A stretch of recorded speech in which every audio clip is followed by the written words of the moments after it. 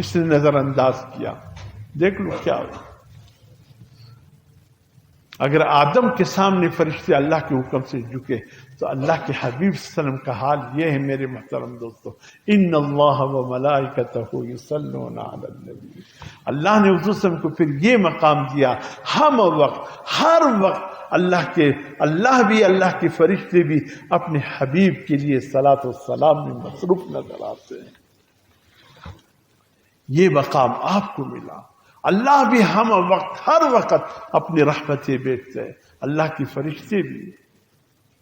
حضور صلی اللہ علیہ وسلم فرماتے ہیں ایک فرشتہ اللہ نے ایسا بنایا ہے، ایسا فرشتہ بنایا جو ہر وقت 24 گھنٹے ہر آن ہر سیکنڈ ہر لمحہ حضور صلی اللہ علیہ وسلم کی مزار پہ، حضور صلی اللہ علیہ وسلم کے روضہ اقدس پر موجود رہتا ہے.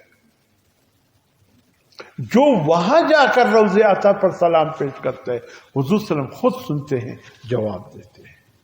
اور جو کوئٹہ سے، پاکستان کے کسی خطے سے، ہندوستان کے کسی خطے سے، دنیا کے کسی خطے سے درود شریف پڑھتا ہے، صلات بیچتا ہے،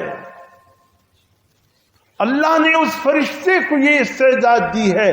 اتنا تیز ہے کانوں کے حوالے سے کہ جہاں بھی مشرق کے آخری کونے سے کوئی درود پڑھتا ہے، مغرب کے آخری کونے سے کوئی درود پڑھتا ہے، شمال جنوب میں کوئی درود پڑھتا ہے، وہ فرشتہ اپنے کانوں سے سن لیتا ہے، لپک کر پہنچتا ہے، وہ درود شریف لے کر حضور کی خدمت میں پہنچاتا ہے. اے اللہ کے حبیب، فلاں امتی نے آپ کی خدمت حج یہ درود بھیجا ہے.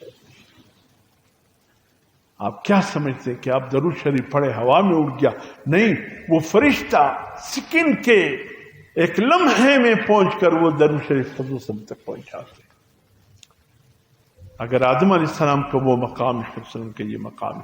اگر ہمیں یہ نظر آتے ہیں میرے محترم دوستو کہ حضرت ابراہیم علیہ السلام بت خانے میں جا کر اس بتوں کو توڑا، تو پھر ہمیں حضور صلی اللہ علیہ وسلم کا مقام فتح مکہ کے دن نظر آتا ہے کہ آپ نے بیت اللہ شریف کو بھی، بیت اللہ کی چھت کو بھی، صفا مروہ کو بھی، اور خود بیت اللہ کے مطاف کو بھی 360 بتوں سے صاف کر کے پورا حرم کو صاف کر دیا.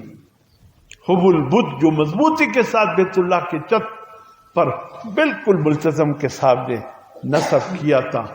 حضور صلی اللہ علیہ وسلم ہاتھ میں لاٹھی تھی، اونٹنی پر سوار تھے، سامنے آ گئے، فرمانے لگے اس بت کی طرف لاٹھی سے یوں اشارہ کیا. حبل اولتا ان کا سب سے بڑا خدا تھا، ایسا ہاتھ کی لاٹھی سے اشارہ کیا. جاء الحق وزهق الباطل ان الباطل کان زہوقا. حق آ گیا، باطل مٹ گیا.